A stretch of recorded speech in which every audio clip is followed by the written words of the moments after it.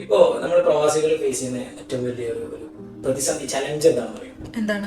അതായത് ഞാനൊരു കഥ പറയാം. ഒരു വ്യക്തി അദ്ദേഹം ഒരു കഫറ്റീരിയയിൽ ജോലി ചെയ്ത ആളാണ്. അതായത് കഫറ്റീരിയയിൽ ജോലി ചെയ്യുന്ന ആളുകൾ ശമ്പളം അറിയാം, 1500, 1300, 1400 ദിവസം. ഇദ്ദേഹം വർഷങ്ങളോളം 40-45 വർഷത്തോളം ഇവിടെ ജോലി ചെയ്തു. അദ്ദേഹം നാട്ടിൽ കുട്ടികളെ കല്യാണം നിശ്ചയിച്ചു, കുട്ടികൾക്ക് നല്ല വിദ്യാഭ്യാസം കൊടുത്തു, വീട് വെച്ചു, കാറ് വാങ്ങി, നാട്ടിലുള്ള ആളുകൾക്ക് എല്ലാ സൗകര്യങ്ങളും ഇദ്ദേഹം ചെയ്തു കൊടുത്തു. അങ്ങനെ ഒരു 40-45 വർഷത്തിന് ശേഷം ഇദ്ദേഹം പിന്നീട് നാട്ടിലേക്ക് പോവാണ്. അതായത് ഗൾഫ് പ്രവാസി ജീവിതം മതിയാക്കി നാട്ടിലേക്ക് പോകണം.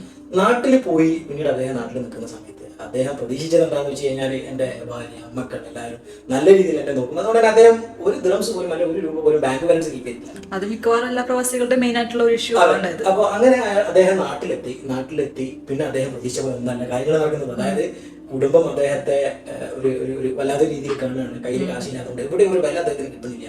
അങ്ങനെ അവസാനം അദ്ദേഹം പല സ്ഥലങ്ങളിൽ പോയി താമസിക്കാറായി. അവസാനം മരണം വരെ സംഭവിച്ച കേസുകളുണ്ട്. ഞാനീ പറഞ്ഞതായാലും ഒരു വ്യക്തിന്റെ കഥയല്ല, ഇത്തരം 1000 ഉദാഹരണങ്ങൾ, ഒരു ഇഷ്ടംപോലെ കേസുകൾ കേസുകളുണ്ട്. അതിനു വേണ്ടിയിട്ട് ഇപ്പൊ നമ്മുടെ കേരള സർക്കാർ തന്നെ ഓരോ പുതിയ പരിപാടികൾ കൊണ്ടുവരുന്നുണ്ട്. അതിൽ ഏറ്റവും മെയിൻ ആയിട്ടുള്ള പരിപാടിയാണ് പ്രവാസി ക്ഷേമനിധി പെൻഷൻ എന്ന് പറഞ്ഞിട്ട്.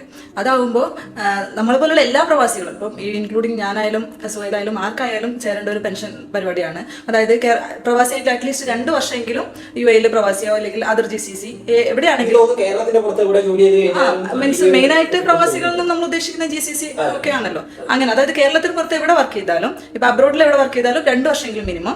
അല്ലാതെ കേരളത്തിന് പുറത്ത് വർക്ക് ചെയ്തവര് ഇപ്പൊ ആ 2 വർഷത്തിന് ശേഷം നാട്ടിൽ തന്നെ പോയിട്ട് സ്റ്റേ ചെയ്യുന്നവർക്കായാലും ഈ പെൻഷൻ പരിപാടിയിൽ ഉൾപ്പെടാം. അറ്റ്ലീസ്റ്റ് ചെറിയൊരു എമൗണ്ട്, ഒരു 350 രൂപ അല്ലെങ്കിൽ 200 രൂപ വെച്ച് സ്റ്റാർട്ടിംഗിലാണ് പെൻഷന്റെ എമൗണ്ട് വരുന്നത്.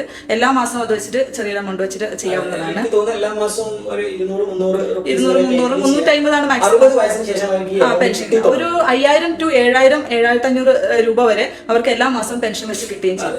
അതിന്റെ ഇടയിൽ ആരെങ്കിലും മരണപ്പെടുകയാണെന്നുണ്ടെങ്കിൽ അവരെ നോമിനി ആരാണ് നോമിനേറ്റ് വെച്ചത് അവർക്കും ഇതിന്റെ ഒരു ബെനിഫിറ്റ് കിട്ടുന്നതാണ്.